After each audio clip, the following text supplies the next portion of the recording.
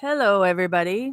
Jax West from Stephen Avery Project, Justice with Jax, and MAM Gossip on Facebook, and also right here on YouTube.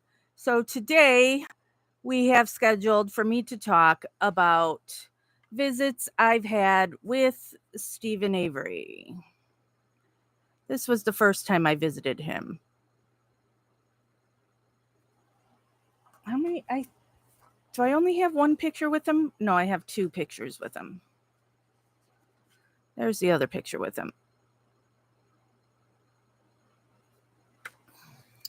This was supposed to be last week's live. And then since I'm so freaking obsessed with the Johnny Depp trial and Amber Heard was testifying last week, I had to cover that instead. And then I tried to edit this one to be this date, but then it'll still say last week's date on it. I don't know. But sup, Tamara and Andrea and Nan. So Christopher wanted me to do a live on my visits with Stephen because he says so many people, that's what people want to hear me talk about the most is the Stephen Avery case. And you're going to have to listen to all this noise because it's super hot here in Illinois. 90 degrees right now. And my husband hasn't opened the vents all over our house so I could turn on the central air. So I've got 1, 2, 3 fans on me right now as I sit here. And because I only use this computer upstairs here for when I do these lives. And so I'm like, oh, okay, well, if I have to do that, I'll go back to working on my book because it's on this computer, because it's easier for me to type on a keyboard if I'm going to be typing for any long period of time. And I have to have an ergonomic keyboard. And I type pretty freaking fast. So I'm like, oh, I'll work on my book. And no, it is too freaking hot up here. So I am not going to stay up here on my computer after this live to work on my book, which I did work on Saturday for 4 hours. So let me show you that real quick since it's still here. So this is the book that I wrote that my husband printed out this copy for me because he assumed that, I would like a first draft copy of it. And then a friend of mine who is an editor, I gave her, she was going to edit my book for me for free as a favor. And so that's awesome. And I sent her an electronic copy, but she's like, no, I need a hard copy. And so this copy that Jeff printed for me, I then dropped off at her house. And so she has literally gone through here and school teachered me with red pen. So I now then have to pull up on my computer my electronic copy and then follow along with the printed copy of where she has edited. And then she didn't do all the way. She did maybe about half, I guess. So when this book finally comes out, and if you do get a copy of this book, you'll have to see if you can tell where her edits stopped. I'll still go through the rest of it and make some edits that she's making me do that I typically don't do, because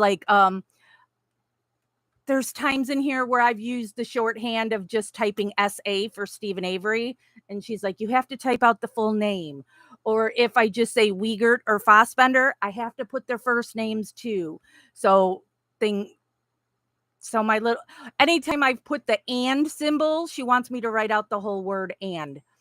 So I'll still go through and make those edits, even though because I kept nagging her for, do you know when you're going to be done with my book? Because I think I gave it to her in August. So I'm like, it's taking longer to edit it than it did for me to write it. So, Nan, I'm hoping to have my book available this summer.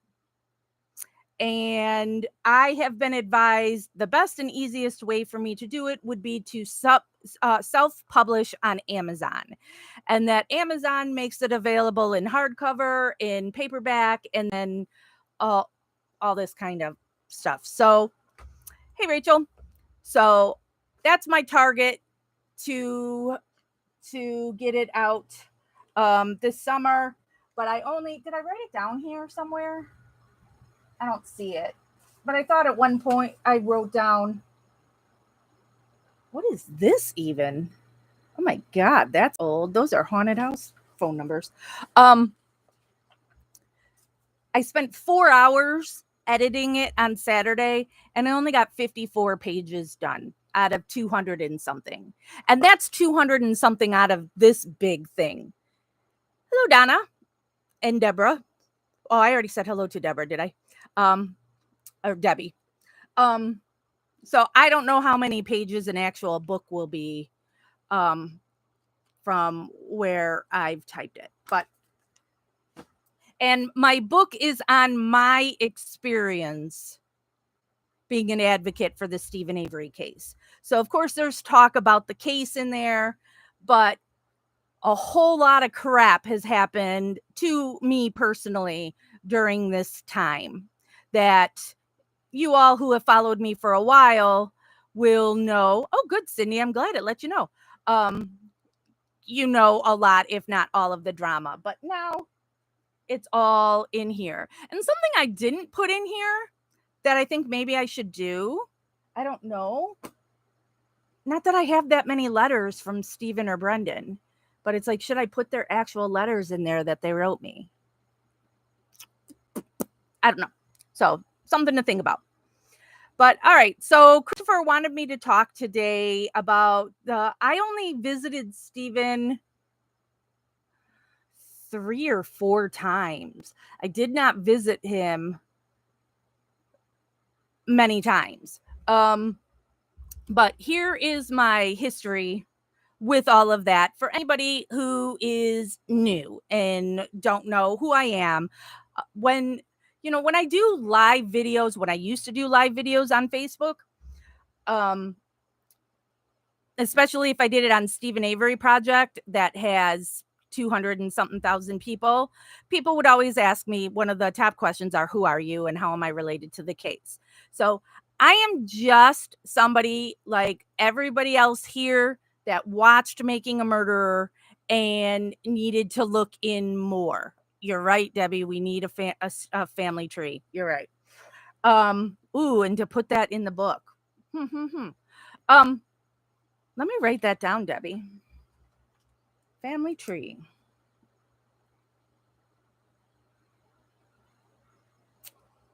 And if there's anybody, since there's a lot of people here who dig into the case, if you want to write up a family tree and send it my way to help out with the doing my homework for this book, you can send it to justicewithjax@gmail.com. With much appreciated. Maybe I'll mention you in the book if you send me a family tree. What was I saying now? Oh, so I just watched Netflix and I watched Making a Murderer and got involved in the case. You'll get that whole story again. Too many kissing cousins. You're right, Tamara. It's all in my book. I can be that kind of douchebag. You'll have to get my book to get the full story. So to jump to when I took over Stephen Avery Project on Facebook, another guy had started. Hello, Mary. Another guy, Curtis Bussey, had started Stephen Avery Project. And he started it right away in December of 2015, right when Making a Murderer came out. And he's from the Manitowoc area, so knew of the case when it was originally happening, even though he was a young kid at the time. And so he beat everybody to the jump on making Stephen Avery project and then Making a Murder hit it big time. And so he got this huge following. And from that, then he got in contact with Stephen Avery and then used to go visit him in the prison. And he had met with the family and he met with Kathleen Zellner and a whole bunch of things. So then there's always the family drama.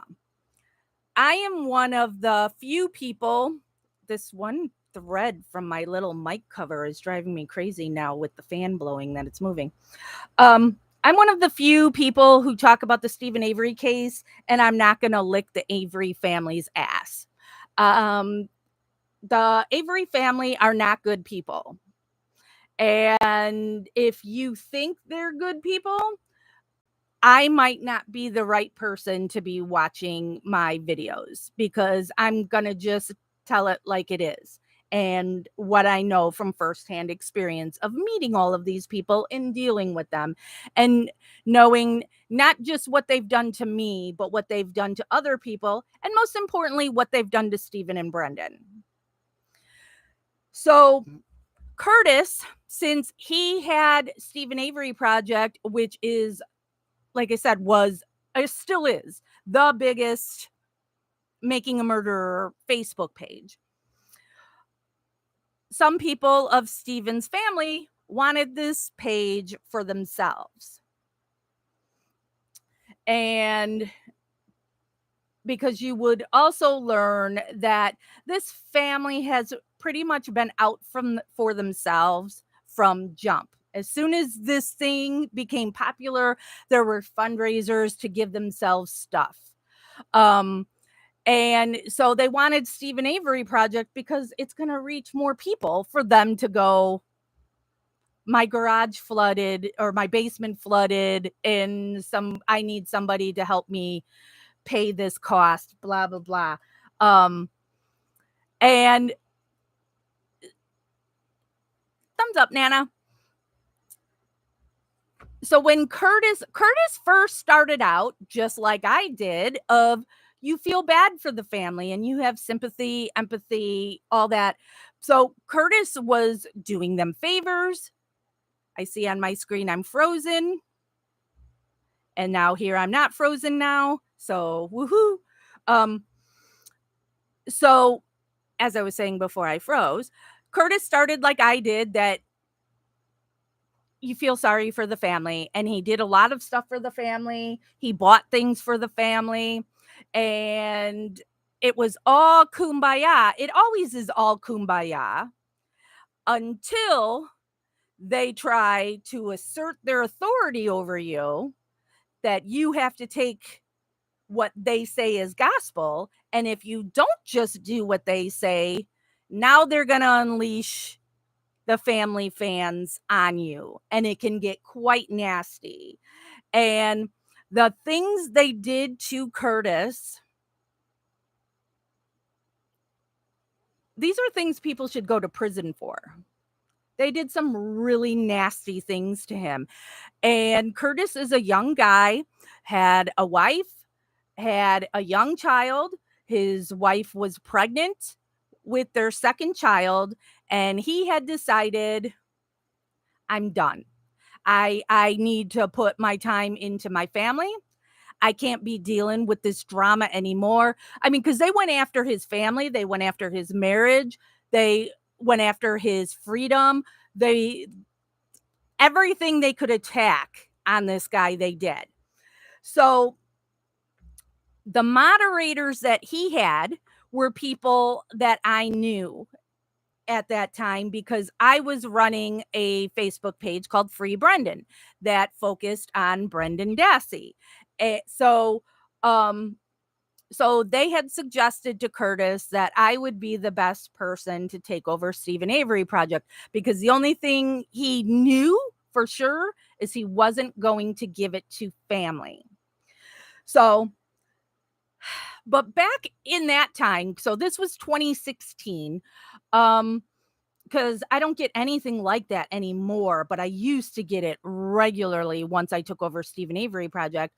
You would get Facebook messages, and if you had an email on the Facebook page as well, get emails of people saying that your Facebook page is worth thousands and thousands and thousands of dollars. So let us buy this page from you, which is all just crap. But Curtis believed his press and thought he could charge somebody for it. And so then it became a negotiation with, he offered an amount and then I countered and blah, blah, blah. And then we agreed upon an amount. All right. And this is something that the Avery family has attacked me for, which is really funny too, because it's not me taking money away from the case. It's me paying money towards it to advocate for Stephen's innocence and etc. And they'll say, "Oh, it's against Facebook's terms of service." Why is this thing popping up now? Sorry, thing just